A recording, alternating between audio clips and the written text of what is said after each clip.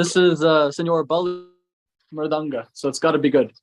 I need to be made host so I can record, please. Thank you. Okay. Namo Vishnu Padaya Prashtaya Bhutale Gurudas Jayadvaita Swami Niti Namine Namo Vishnu Padaya Krishna Prashtaya Bhutale Srimad Bhakti Vedanta Swami Niti Namine Namaste Saraswati Devi Gauravani Pracharine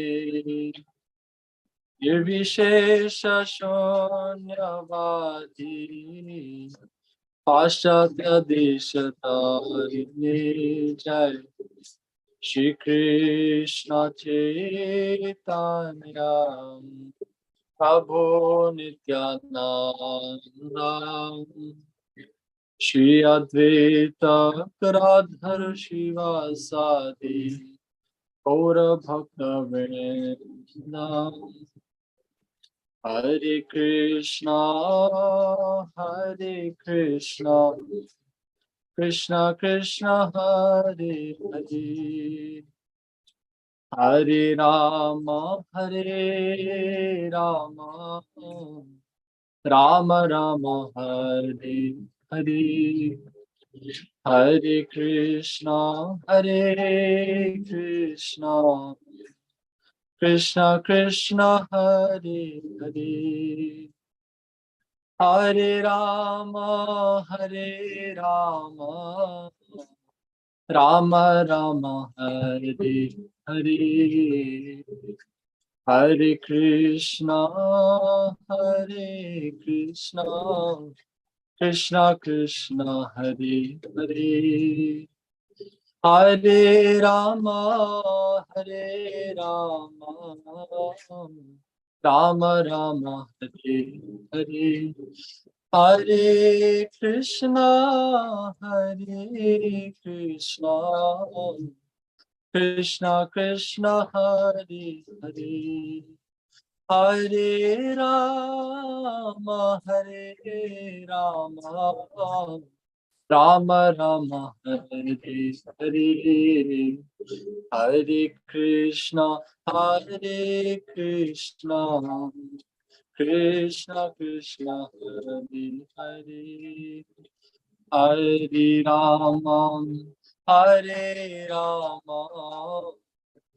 Rama Rama Hare Hare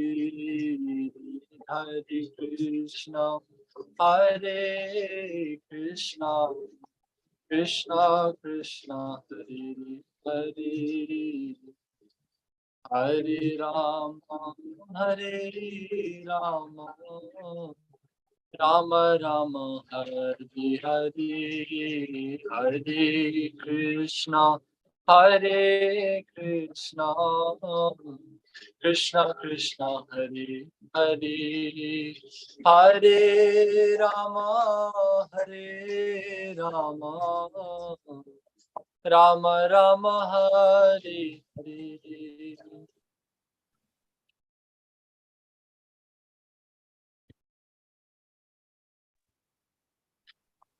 Can you say the Prema Dvani prayers, Prabhu?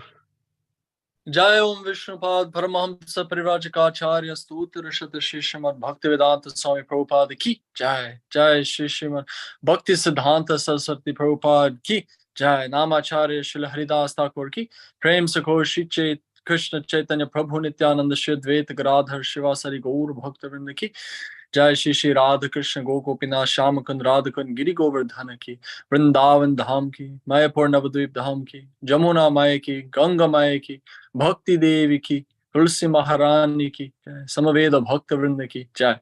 All glories to some of devotees. All glories to some of devotees. All glories to some of devotees. Hare Krishna. Nitai Gaur Premanandi. Hari Hari Bo. Hari Hari Bol. Thank you so much, Radhesha Prabhu. Jai Jai Jai. Thank you all. Namaha Namaha. And welcome everyone for Srimad-Bhagavatam class with His Holiness Jayadvaita Swami's friends. It is Monday, October 2nd, 2023. We're reading in Srimad-Bhagavatam, 3rd canto, 24th chapter tonight, starting with text number 37. And for those of you tuning in late, Maharaj is on a book indexing project, so he may not be joining us for tonight's or the proximate upcoming sessions. So he's keen that we continue. So hopefully we'll have some takers as far as reading and commenting this evening. So thank you very much again for being here. Hare Krishna.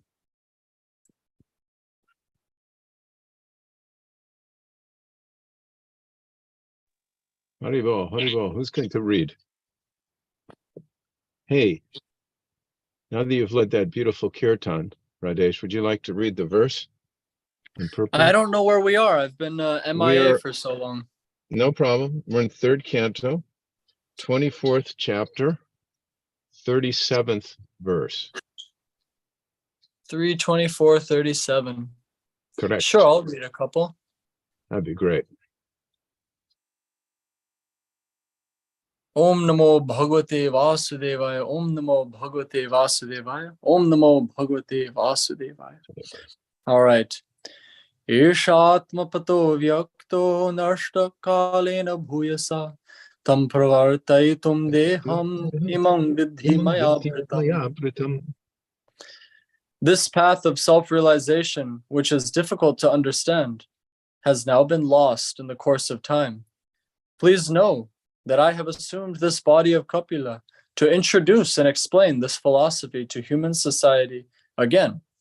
Purport. It is not true that Sankhya philosophy is a new system of philosophy introduced by Kapila as material philosophers introduce new kinds of mental speculative thought to supersede that of another philosopher. On the material platform, everyone, especially the mental speculator, tries to be more prominent than others. The field of activity of the speculators is the mind. There is no limit to the different ways in which one can agitate the mind. The mind can be unlimitedly agitated. One can put forward an unlimited number of theories. Sankhya philosophy is not like that. It is not mental speculation, it is factual. But at the time of Kapila, it was lost. In due course of time, a particular type of knowledge may be lost or may be covered for the time being. That is the nature of this material world. A similar statement was made by Lord Krishna in Bhagavad Gita, Sakale neha mahata yogo nashta. In course of time, the yoga system, as stated in Bhagavad Gita, was lost. It was coming in parampara, in disciplic succession, but due to the passage of time, it was lost. The time factor is so pressing that in the course of time, everything within this material world is spoiled or lost. The yoga system of Bhagavad Gita was lost before the meeting of Krishna and Arjuna. Therefore, Krishna again enunciated the same ancient yoga system to Arjuna, who could actually understand Bhagavad Gita. Similarly, Kapila also said that the system of Sankhya philosophy was not exactly being introduced by him. It was already current, but in course of time it was mysteriously lost.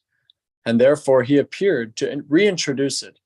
That is the purpose of the incarnation of Godhead. Yada yada hi dharmasya glanir bhavati bharata. Dharma means the real occupation of the living entity. When there is a discrepancy in the eternal occupation of the living entity, the Lord comes and introduces the real occupation of life. Any so-called religious system that is not in the line of devotional service is called adharma samstapana. When people forget their eternal relationship with God and engage in something other than devotional service, their engagement is called irreligion. How one can get out of the miserable condition of material life is stated in Sankhya philosophy, and the Lord himself is explaining this sublime system. Would you like to make some comment on the verse? Sure, I'll make at least one Okay. comment that comes to mind. Om Jnanatimirandhasya Jnananjana Shalakya Chakshurun Milita Shri Gurave Namaha Shri Chaitanya Manobhishtam Stapitam Jena Bhutale Swayam Rupa Kadamahyam Dadati Swapadantikam. Guru Maharaj quotes this Sakale Neha Mahata verse. He says that it was one of the questions that he directly asked Srila Prabhupada. He said that this is appearing to be lost, this knowledge, but Vyasadeva is present. And because he's been present, he is giving the Mahabharata, and then the knowledge isn't lost. There are some personalities that have this knowledge, that it's still present. And Srila Prabhupada responded to His Holiness Jayadvaita Maharaj. He said, lost means generally not known.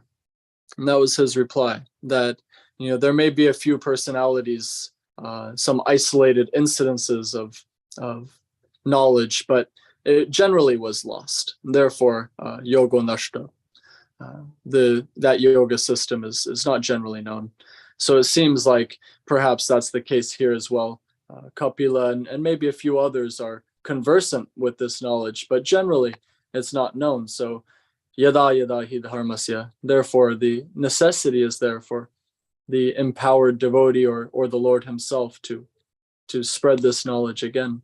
And I think I won't delve too much into what is about to come about, although these are the verses where we just studied in Honolulu in Hawaii in our temple. So this section is close to mind for me, at least, because we're mirroring these verses. We're a little bit further ahead, but it's nice to go through them again. I'll open it up. I don't know if anybody wants to comment about this verse, but we can. Yeah, Otherwise, go on. I'd like to say something. At the beginning, beginning of the verse, there's a mention of that people can come up with an unlimited number of theories in the field of speculation. And it brings to mind that famous verse from Mahabharata that Yudhishthira Maharaj speaks, Tarko Pratishta Shrutayo Vidinna. There are unlimited ways that people can come up with different speculative philosophies, and a philosopher isn't really recognized as being significant unless he can one-up the next person by coming up with something unique, unusual, and captivating. And I was thinking about how that is such a pressing force in the material world, that it causes, it contributes to an eclipse of real knowledge, because people strike out on their own with false ego and try to be better than the other man. Therefore it comes to the point where they'll take Krishna's words coming right from his mouth and say he didn't really mean what he said. So that's what it comes to. And Prabhupada pointed out how that was the case with so many editions of Bhagavad Gita. There's another reference in here. Of course, Prabhupada quotes Yada Yada Hi Dharmasya Glanir Bhavati Bharata, and then goes on to say, any so-called religious system that is not in the line of devotional service is called... Someone talking? Oh, there's an echo. Anyway. Adharma samstapana, adharma samstapana. It's actually irreligion. Adharma samstapana. So, and he gives this system of knowledge of Sankhya as a way to get out of that predicament, get out of the miserable condition of material life. Nice verse.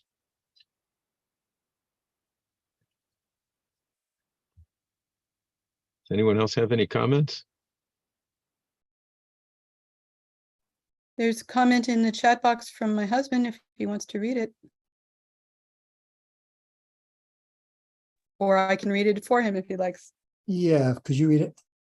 Okay, so he says, I thought it curious that Kapila says that the path of self-realization has been lost in the course of time, since his appearance took place so relatively early in the creation. Perhaps it's a testament that there are always discrepancies due to the course of time, as Srila Prabhupada points out here. And I suppose that there's never a point where we can say, okay, the path of self-realization has been established. We're good now. We always have to fight entropy. He later says, I also find it curious that the path to self-realization, Atmapata, is the path to the self. And hardly anyone is even interested in their own true self. They just want sense gratification, never mind thinking too much about it. And also to Panchatattva Prabhu regarding people saying that Krishna didn't really mean what he said. We hear people basically say the same thing about Srila Prabhupada when they try to find support for their own philosophies in Shastra. Yeah, that's true. That's very true. Sometimes, unfortunately, even in our own society, but that's another subject that can lead to so many things. Yeah, we have to be really careful. It's interesting that we have some of Prabhupada's disciples who are trying to, it's like reform is an ongoing process, reform and purification, and just like purification of the self has to take place, reform of the self, there's also purification and reform of societies. It goes on an individual level, just like Jayadvaita Swami is introducing the Varnashram Adventure and Kirtan Reform Book or Kirtan Handbook, just to give ideas of the general principles that our founder Acharya instructions and some very specific instructions that he gave in these subjects, so that we can adhere to the path given by us, by our founder Acharya and previous Acharyas. So yeah, reform is an ongoing process. And the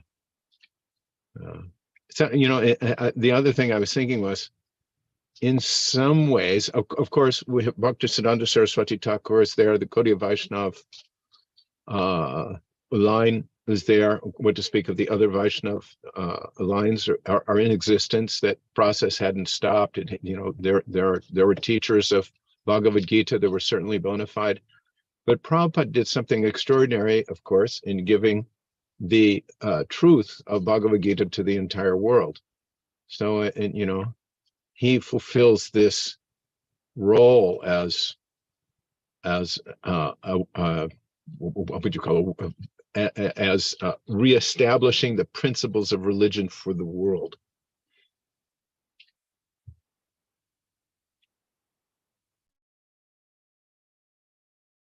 That's why he's the founder Acharya.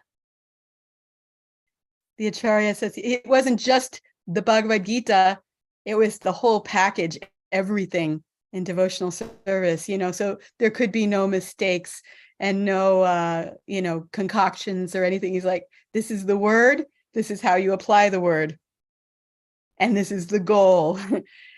I wanted to add something else. Just finish what my husband is commenting.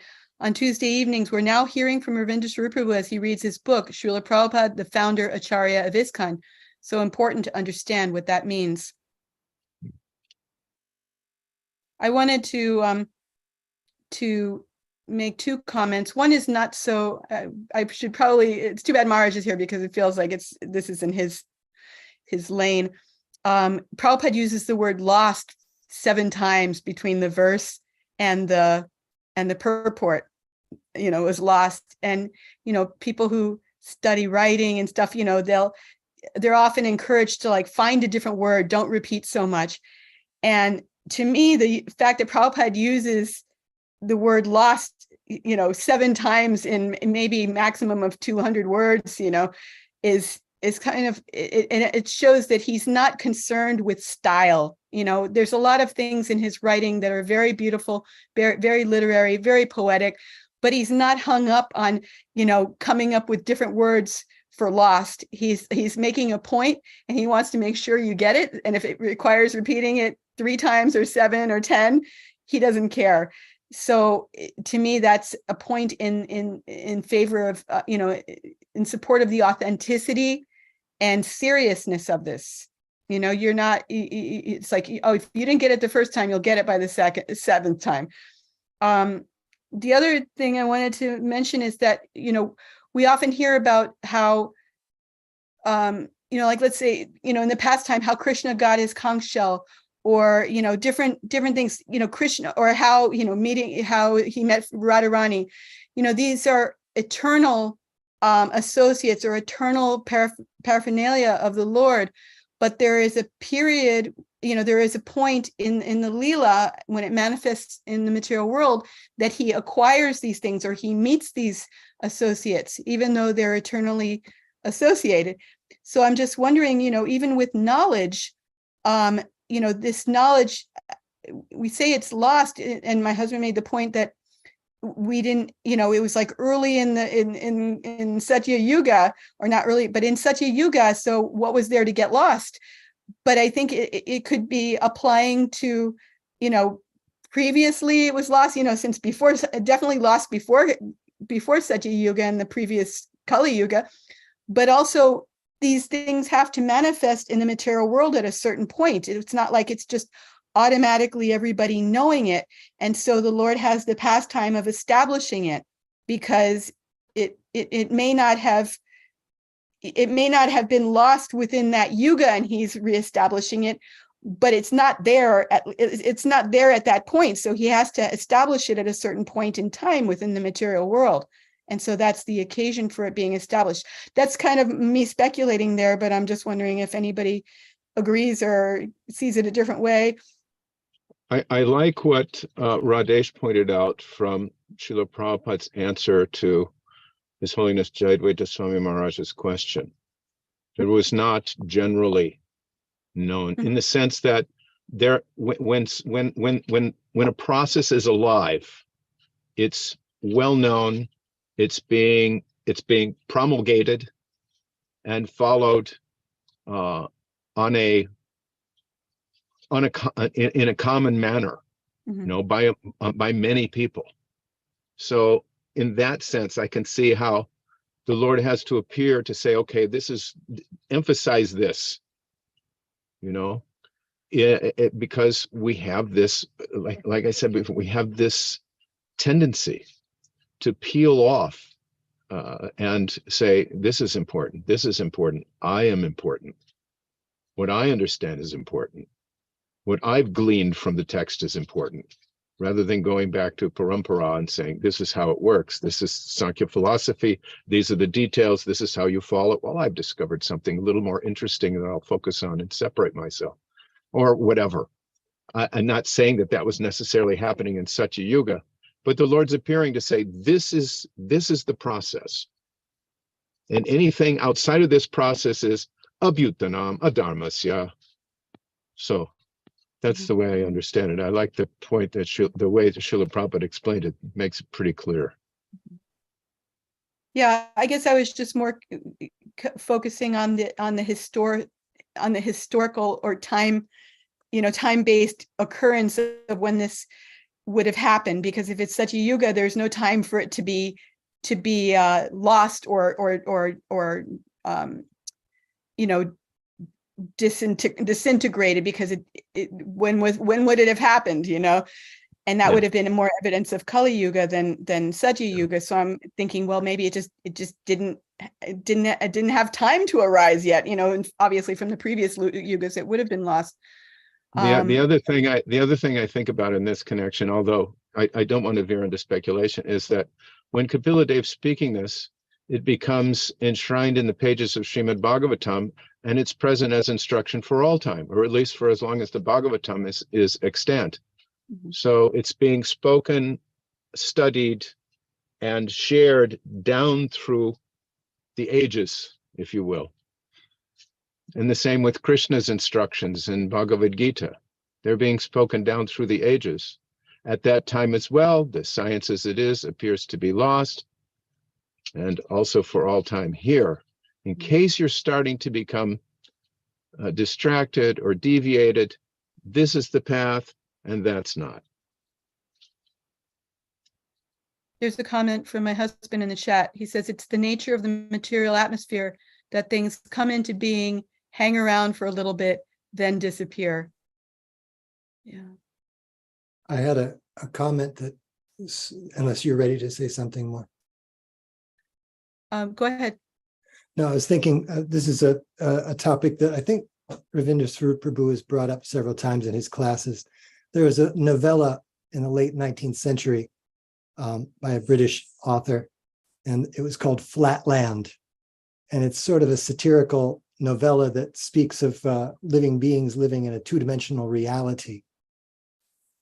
And anyway, long story short, occasionally in this two-dimensional reality, a sphere shows up, and how it manifests to the two-dimensional residents of Flatland is something starts out as a point, then it gets bigger, widens into a larger circle, then it gets smaller, and it becomes a point again, and then it's gone.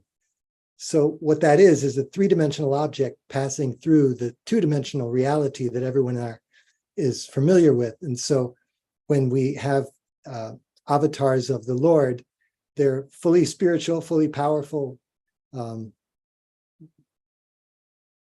appearances that are in this material reality, which is limited by time and space in so many ways. And so even the appearances of the Lord have their beginnings, middles, and ends from our point of view in the material world.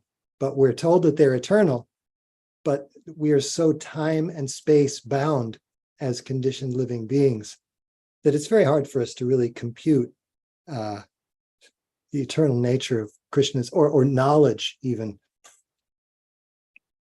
We see things appear and then get all messed up over time and then disappear. It's just nature of the flat land we live in. Thanks. It's good to remember that. I just was thinking of something else that we slipped my mind.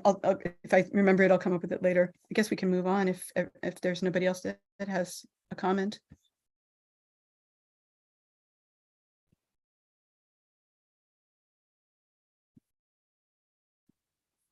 Panchatattva Prabhu, would you like to read the next text? Sure. I think Radesh started out wanting to read a couple verses. If you want to, Radesh, you can continue. Otherwise, I'll pick it up. I think I'm going to be a passive listener because it's my son's bedtime, so I'm sort of involved in his routine.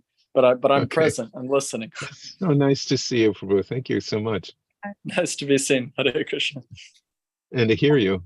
Wonderful. Before you read, Prabhu, there's a comment from Saraswati Mataji. Sure. Pranams. Knowledge can be misunderstood in a way that makes it lost. In the Mahabharata, we see how many people misunderstood spiritual knowledge and propagated their own interpretations in regards to the duty of the soul. That reminds me of what I was going to say. Sometimes there are discussions of how people will use a word incorrectly, and if you point it out, they'll say, "Oh, well, language evolves." And my comment to that is always, language does not evolve that way. What happens is people misuse a word and nobody bothers to correct them.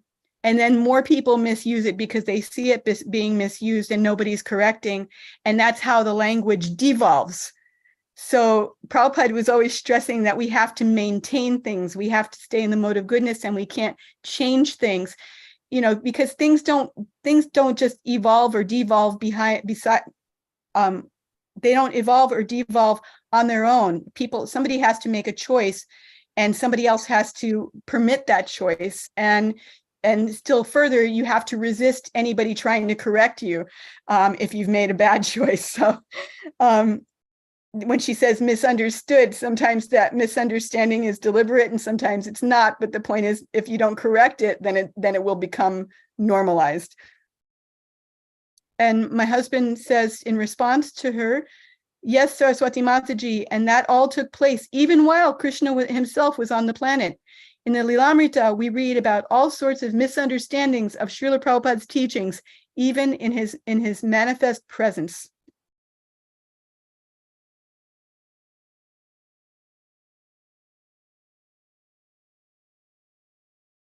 All right, Prabhu, whenever you want to read. Okay.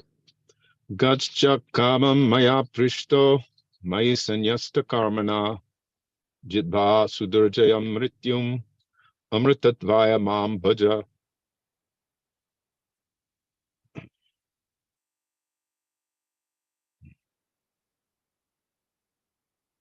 Translation, now being sanctioned by me, go as you desire, surrendering all your activities to me. Conquering insurmountable death, worship me for eternal life. Purport. The purpose of Sankhya philosophy is stated herein. If anyone wants real eternal life, he has to engage himself in devotional service or Krishna consciousness. To become free from birth and death is not an easy task. Birth and death are natural to this material body. Sudurjaya means very, very difficult to overcome. The modern so-called scientists do not have sufficient means to understand the process of victory over birth and death. Therefore, they set aside the question of birth and death. They do not consider it. They simply engage in the problems of the material body, which is transient and sure to end. Actually, human life is meant for conquering the insurmountable process of birth and death. That can be done as stated here. Mam bhaja. One must engage in the devotional service of the Lord. In Bhagavad Gita also, the Lord says, Manmana bhavamabhaktaha, just become my devotee, just worship me. But foolish so-called scholars say that it's not Krishna whom we must worship and to whom we must surrender. It is something else. Without Krishna's mercy, therefore, no one can understand the Sankhya philosophy or any philosophy, which is especially meant for liberation. Vedic knowledge confirms that one becomes entangled in this material life because of ignorance, and that one can become free from material embarrassment by becoming situated in factual knowledge. Sankhya means that factual knowledge by which one can get out of the material entanglement. So here we have another definition of Sankhya philosophy, that knowledge by which one, that factual knowledge by which one can get out of the material entanglement. And Prabhupada gives a summary statement, one of the standout, many of them are standout verses, but the particular verse, Manmana Madbhakta, Prabhupada quoted that verse often. Just become my devotee, just worship me. And points out how, as we were discussing before, people who are interested in inflating their own egos and their own positions will say he doesn't really mean what he says. Therefore, Prabhupada introduced Bhagavad Gita as it is. Sudurjayam, the material situation of birth and death. Sudurjayam, Prabhupada uses the word very twice. Very, very difficult to overcome. Mamamaya Duratyaya, same idea. It's my divine energy, difficult to overcome. And then he points out how scientists, they set aside the whole idea of conquering birth and death. They're just preoccupied with taking care of whatever difficulties arise within the current transient material body. And that's certainly a fact. Thousands and millions and billions of dollars are frittered away in trying to extend life a little bit, trying to ameliorate the effects of disease, this problem and that problem. But the question of repeated birth and death is not even well understood, let alone addressed. So these are some of the points made in this verse that I have understood, as I understand it. Any comments? Prabhu, oh, there's a comment from Radesha in the chat box. He says, this purport reminds me of a purport I read today in the 5th canto. Quote, the speculative research work of the so-called scientist or philosopher is always interrupted when he dies, and the laws of nature go on without regard for his work. Great.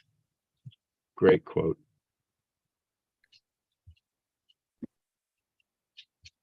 I was just thinking when I first started reading the purport along with you, it says, if anyone wants real eternal life, he has to engage himself in devotional service or Krishna consciousness. And then my little devil's advocate brain said, well, we're eternal regardless, aren't we? But then it started churning, and I thought, well, what's the point of being eternal if you don't know you're eternal? Because then you're just focused on the body and, always worried about survival, always worried about enjoying in the midst of your suffering, and always worried about, the fact that it's all going to be over with very soon. And so, factually you're eternal, but if you don't know it and you don't live like it, most of it is, there's nothing eternal about it at all. You're just at the mercy of time, and the poor scientist or philosopher, what a cruel fate, spends his life working on something and then he has to give it all up at the very end because he doesn't know. Murari Gupta Prabhu says, one problem in preaching is explaining there is a problem that we have the solution for. Are there would anybody else like to make a comment? You can speak. You can type. You can also speak. We have a number of participants who haven't made any comments or anything. Krishna Kanteya, would you like to say something about this verse? Saraswati Mata has her hand up, I think.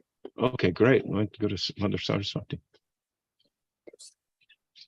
Yes, I just wanted to say that we've been told that it's actually quite difficult, this path of self-realization, where words have been used such as insurmountable death, and it's not easy to become free from birth and death.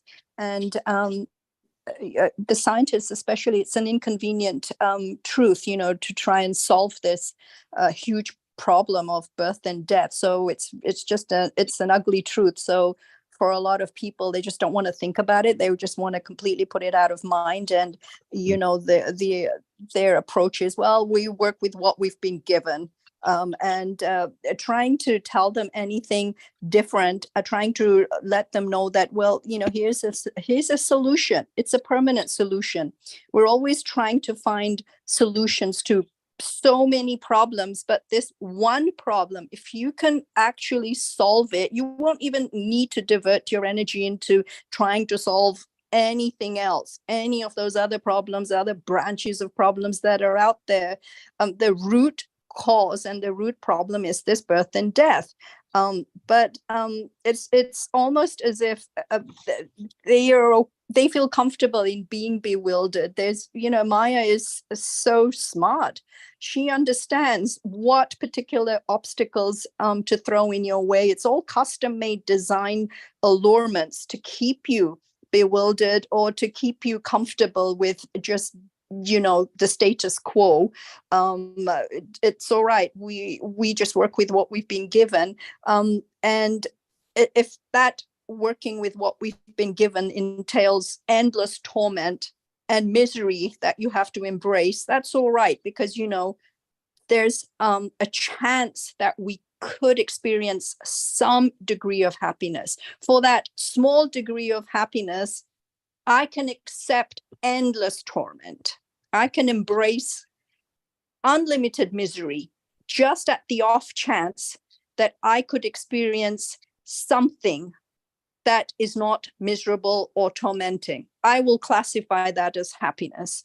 So in our approach to preaching, it becomes really hard in a way, because it's so absurd, this way of thinking that a lot of the conditional souls have. It's completely absurd, but they can't see it as being completely absurd and completely defeating. You're embracing defeat when you know that there is. How about on the off chance you accept this path of devotional service? Why don't you take that chance and then you've already been told what the reward is. This is a big reward. It's the ultimate reward, but it just becomes that much harder for people that are just so stuck in their ways. And another time when I find that people are kind of open to trying to listen to you is when a loved one's passed away, which it's called like smashan vairag. It's actually called smashan, funeral vairag, renunciation. At that time, a death is right there staring at them in the face. They've lost a beloved one. So then what happens is they're like, yes, you're right. This is painful. This can't be the way that we have to exist. There has to be something better. And, then they're prepared to listen to you and then prepared to try and take some lessons from Bhagavatam. But then you find after a certain period of time that that's very temporary. After a certain period of mourning, then they just revert back to what they were doing before. It's hard for them to permanently accept this path, I find, for some people, which is really sad. And people that you talk to, you say, okay, you want some happiness. What is your definition of happiness? Well, it all falls down to, well, I want to win the lottery. Okay, you win the lottery. So what's going to happen? How is your life going to change? Well, then I'm going to be able to afford this and that, and I don't have to work. And I'll be wealthy. Okay, you'll be wealthy. You'd be able to enjoy. But what about death? That's still there. Oh, well, that's there for everyone. That's fine. I don't need to think about that. I'm just going to try and squeeze as much happiness as I can. So it all just comes back to this business that people don't understand, that there is a way to solve this ultimate problem. But okay, if you don't in the beginning want to trust the path of bhakti, well, that there's not much hope for you then. Yeah, thank you. Sorry, I've rambled on a bit there. Sorry. In the chat, my husband comments to Saraswati Mataji, yes, we're lucky to have Srila Prabhupada and the Shastra to point out the absurdity.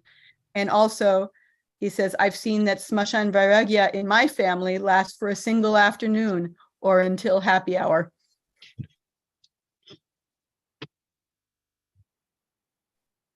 And go ahead, Prabhu. I was just thinking that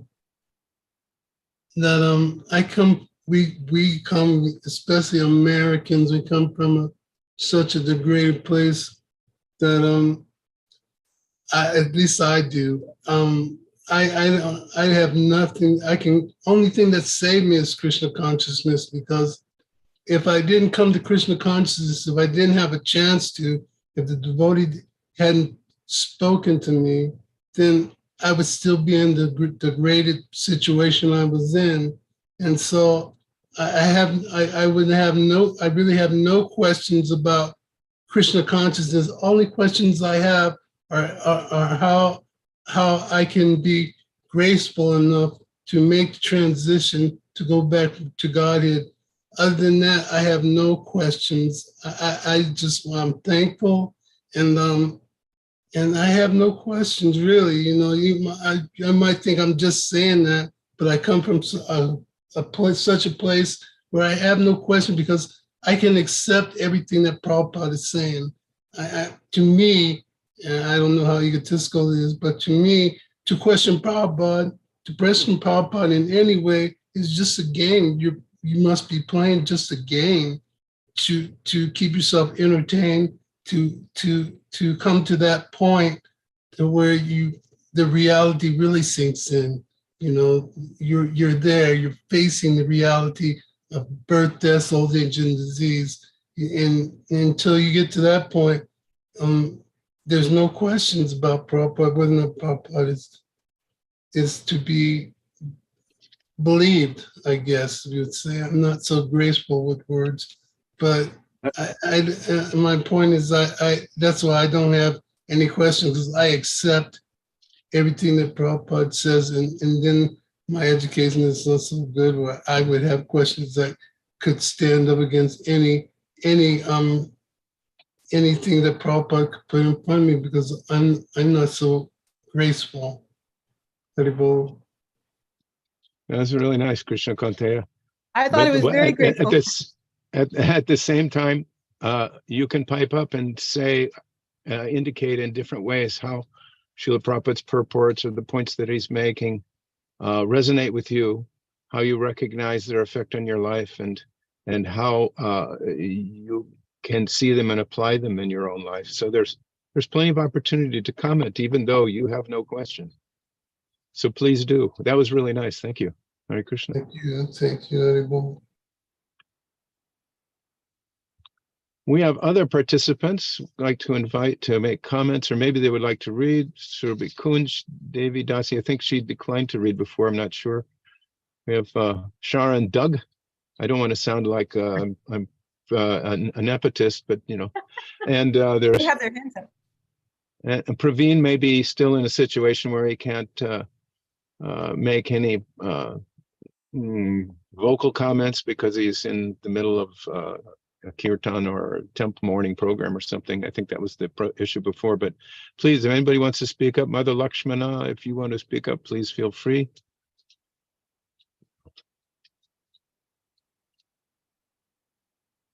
Hare Krishna, father-in-law. I actually had my hand up. I had my hand up Oh, for great. a little bit.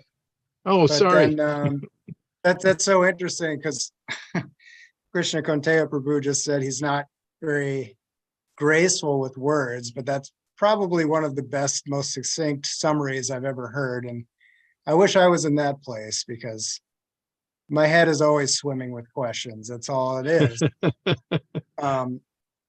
But I was just thinking, we were talking about, of course, I have to chime in about scientists talking about birth and death.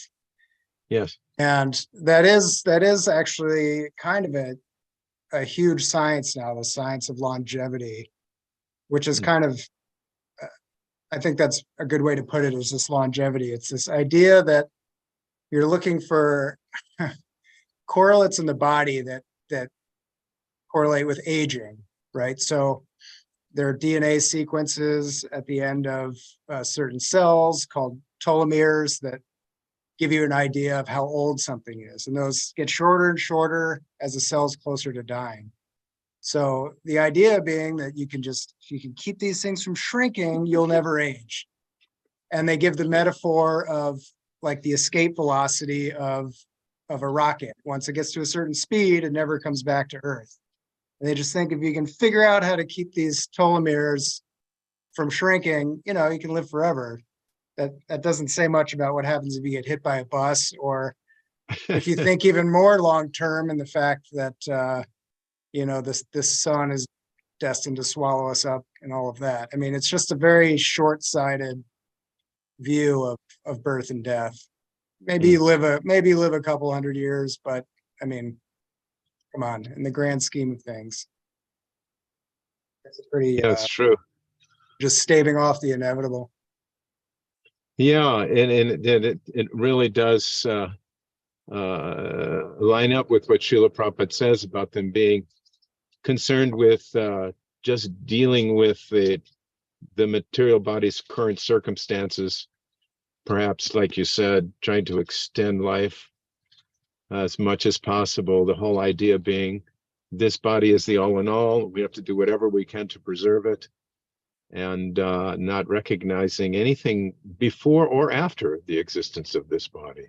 So sometimes their concerns seem to go above and beyond the existence of this one life. I mean, you have climate scientists and so forth that are concerned about what's going to be happening to our children and their children. So those kind of issues are there, but basically it's not addressing the fundamental problems of birth and death. And without any knowledge of what's beyond this material body. So Krishna consciousness is pretty extraordinary in the sense that it's promoting this understanding and awareness that we're not even these material bodies with which we are so consumed and fascinated. We're something entirely beyond and separate from it. And that is a great science to understand that. And Sankhya philosophy is an application of that spiritual science.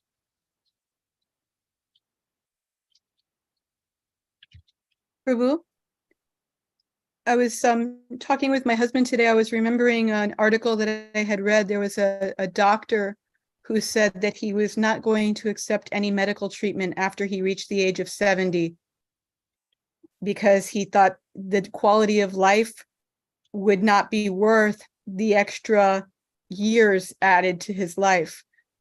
And I think he wrote that maybe about 7 or 8 years ago, and people are saying, do you still feel the same? And it's funny because we have people who are living longer, but yet we don't see people that much having such a great quality of life once they get past 75, 80 years old. So I don't know if scientists have really, I mean, you can get a pacemaker, you can get all kinds of surgery done, but you have to suffer so much just to get by those extra years. And then is it really worth it? And then you see all your friends of your same age dying around you while that's going on too. I've read that there are scientists who are taking it to the point of using their own bodies as, fields of study, reducing the amount they eat, being very careful about what they do eat, trying to find life extension in the form of that kind of extreme restriction of diet. And of course, as Doug Prabhu says, keeping a constant measurement of their telomeres. But again, the whole thing is based on the ignorance that I am this body, and therefore I have to preserve this body as long as possible. Prabhupada would make that pithy comment that the trees can live for hundreds or even thousands of years. Well, what is the meaning of that life if it's not better a moment of full spirit Krishna consciousness than a life as long as that of the trees? And I was reading about some land tortoise that was 231 years old, and it's, they've got a picture of it moving around and, citing its extraordinary longevity. But what is the use of that life if one can't become Krishna conscious in it? So Swati Mataji's hand is up. Yes, I was just going to say, yeah, we know birth and death, it's inevitable, but there's a way to die too. And we've been shown in the Shastras, death is coming, but there's a way how you actually die. You don't die like an animal. There's a way to die. And I wanted to say that, like when my mother was diagnosed with ALS, most of the members of the family, we were like really devastated because we'd seen someone who was such a incredible role model for us, inspired us, encouraged us in our spiritual life. So it baffled me that how she got this disease, which basically took away her speech, that she couldn't talk, amongst other things. And it made me think, well, when she was speaking, it was to encourage and inspire us. So why did this get taken away? It made no sense to me how that could happen to her, and it could be a good thing for her.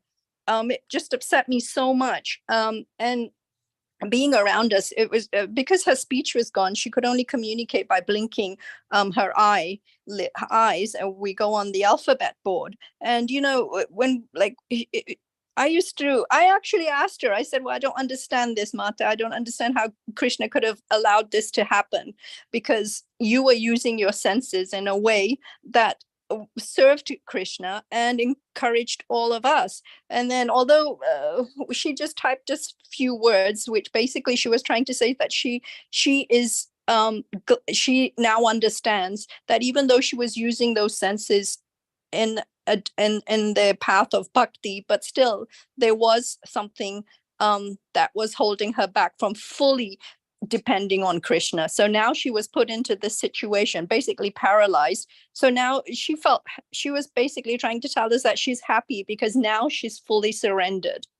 She's not holding anything back at all. It's completely surrendered to Krishna. Now she's, all the time that she has left, she can understand that this is what it is to completely rely, depend, and surrender to Krishna. So for her, she was trying to tell us it was a very good thing.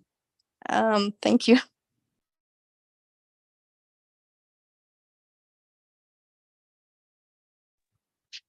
Thank you, Saraswati. That was really great. And thank you, Doug Prabhu. Do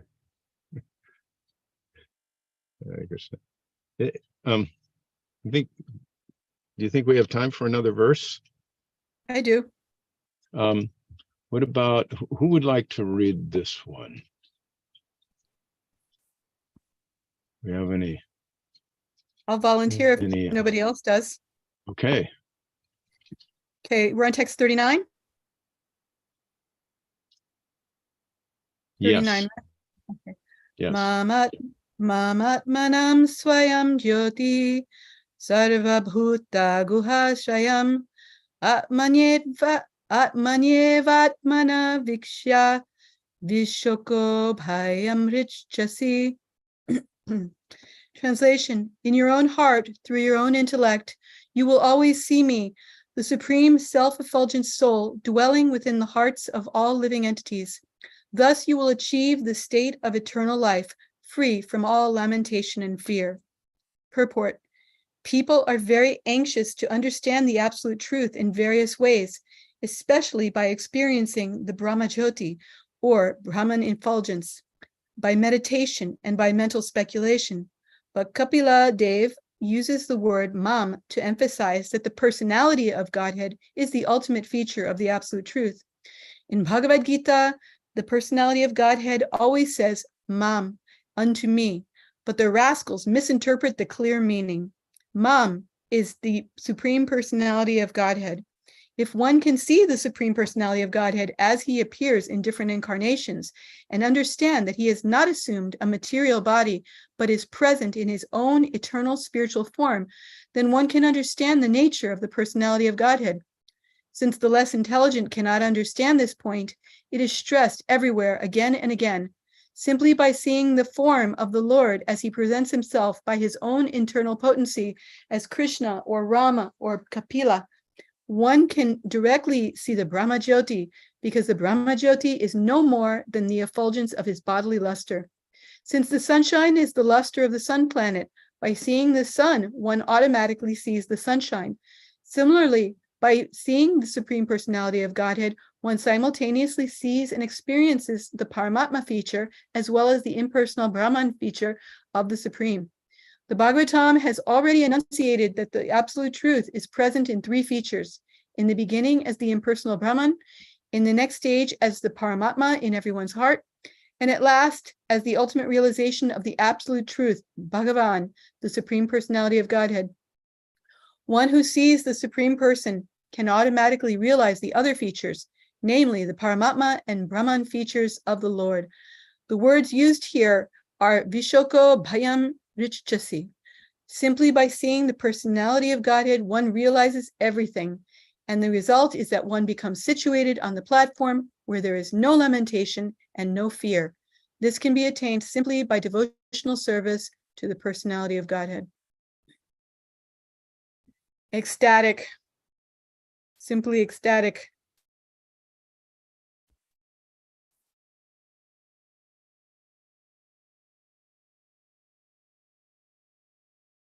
I like the part about no lamentation and no fear.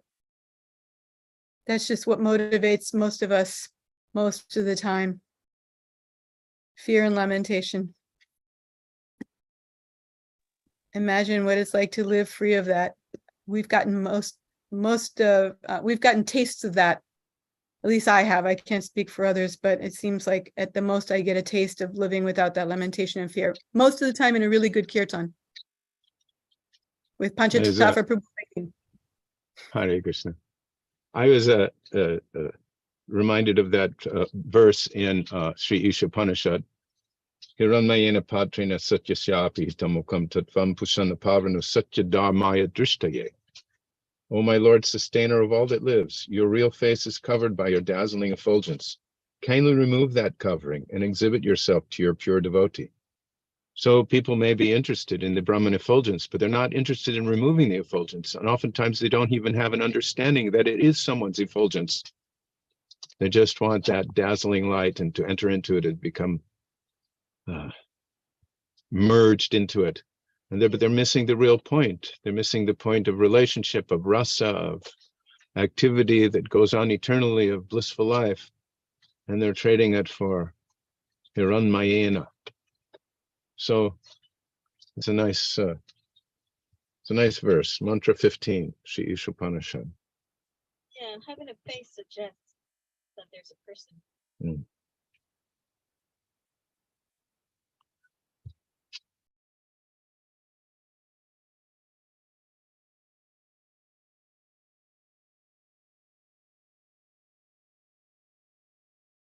Akendra Prabhu, my husband, says sadhu to you.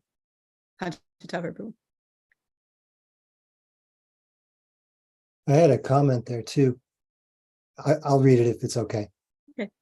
Just I went back to see what Srila Vishwanath Chakravarti Thakur had to say about some of the previous verses.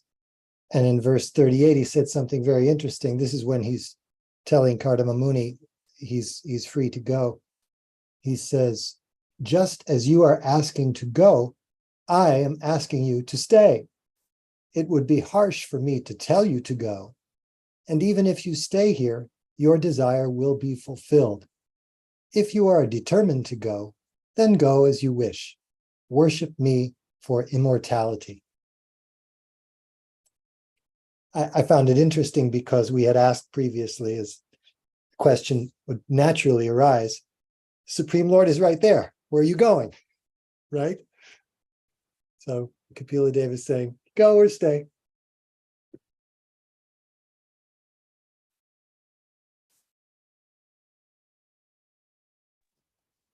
Does anyone else have some comments to make? You can make them. Yes, I just want to say one last thing. I had a student who was a Muslim, and he would very often relish bashing temples, and what he would term on phrases idol worship. So in a conversation, I just wanted to find out where all this was coming from and what his religion had, what he had realized in his religion. So he was saying, yes, well, we, namaz so many times a day, we follow our Quran. And so I said, well, what do you understand of God? So for him, it was this great, powerful Allah, the great entity, impersonal, that, if you follow all the rules and regulations, then the payout was that you would get to heaven, and then you'd be with your loved ones to enjoy forever. So I used to say to him that, so are you inferior to Allah? And he's like, of course, all of us are inferior. Allah is the greatest. So I would say to him, well, if your payout is that you get to heaven to be with your loved ones and enjoy these loving relationships, and Allah is supposed to be greater than all of you, then how come he doesn't get to have that same reward? So because he had no answer I mean, that's how silly it is, to think that God could be impersonal, that he can't have a body to enjoy, he can't have loved ones that he can be with and reciprocate in these different relationships. So anyway, I just wanted to throw that in. Thank you.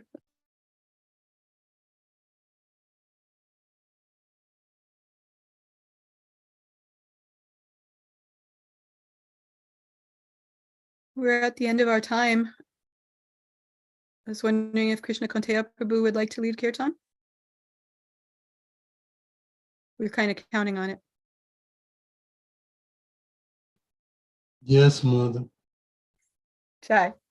Hare Krishna, Hare Krishna, Krishna Krishna, Hare Hare, Hare Rama, Hare Rama, Rama Rama, Hare Hare, Hare Krishna, Hare Krishna, Krishna Krishna, Hare Hare, Hare Rama, Hare Rama, Rama Rama, Hare Hare, Hare Krishna, Hare Krishna, Krishna Krishna, Hare Hare, Hare Rama, Hare Rama, Rama Rama, Hare Hare, Hare Krishna, Hare Krishna, Krishna Krishna,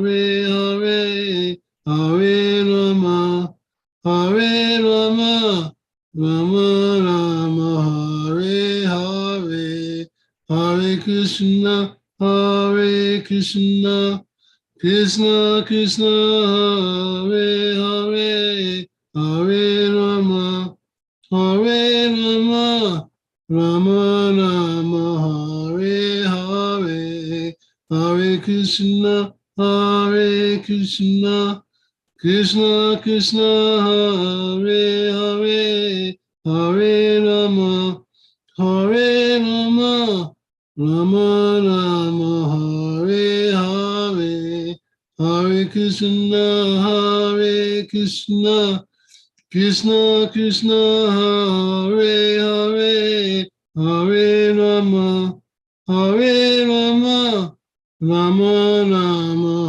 Hare Hare, Hare Krishna, Hare Krishna, Krishna Krishna, Hare Hare, Hare Rama, Hare Rama, Rama Rama, Hare Hare, Hare Krishna, Hare Krishna, Krishna Krishna, Hare Hare, Hare Rama, Hare Rama, Rama Rama, Hare Hare, Hare Krishna, Hare Krishna, Krishna Krishna, Hare Hare, Hare Rama, Hare Rama, Rama Rama, Hare Hare, Hare Krishna, Hare Krishna, Krishna Krishna,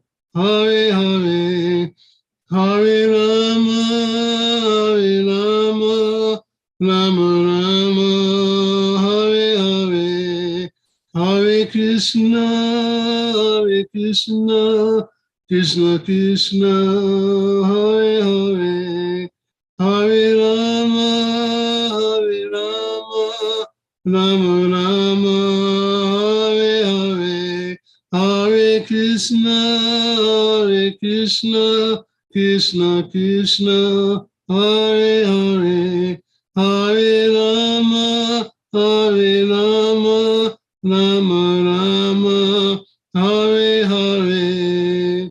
Itago Premanande, Hare Hare Bo. Haribol. Jayam Vishnupad Paramahansa Privrajacharya Stotra Satar Shishimad His Divine Grace Srila A.C. Bhaktivedanta Swami Prabhupada Ki Jai. Jayam Vishnupad Paramahansa Privrajacharya Stotra Satar Shishimad His Divine Grace Srila Bhaktisiddhanta Saraswati Thakur Maharaj Ki Jai. Ananta Koti Vaishnava Brind Ki Jai. Namacharya Srila Haridas Thakur Ki Jai. Prem Se Kaho Sri Krishna Chaitanya Prabhu Nityananda Srimad-Bhagavatam Gadadhar Shivas Adigaura Bhakta Vrindi Ki Jai. Sri Shri Radha Krishna Gopa Gopinath Shyamakund Radhakund Girigovardhan Ki Jai. Vrindavan Dham Ki Jai. Navadvip Mayapur Dham Ki Jai. Jagannath Puri Dham Ki Jai. Gangamai Ki Jai. Jamunamai Ki Jai. Tulasi Devi Ki Jai. Bhakti Devi Ki Jai. Samaveta Bhakta Vrindi Ki Jai. All glories to the assembled devotees. All glories to the assembled devotees. All glories to the assembled devotees. Gaura Premanande. Hri Haribo. Thank you so much, Krishna Kante Prabhu. And thank you everyone for all of your association, participation, determination. Marai Gupta Prabhu says, all glories to the assembled devotees, all glories to Srila Prabhupada. Hare Krishna. Hare Krishna, Hare Krishna, Hare Bol. Bye. Hey, Ball. Thank you, everybody. Thank you, everybody. Hare Krishna. All Hari right. Hari. Hari Hari. Hare Bol. Srimad Thank you. Bhagavatam Ki Jai. Srila Jai. Prabhupada Ki Jai. Jai. Friends of His Holiness Jayadvaita Swami Maharaj Ki Jai. Jai. Samaveta Bhakta Vrinda Ki Jai. Jai. Gaur Premanande. Hari Hare Hari. All of the devotees, those who have questions and those who don't, Ki Jai. All right. Hari Hari Bol. Hope we can see everyone on Wednesday, if not sooner, by the grace of Allah. Hare Krishna. By the grace of Lala.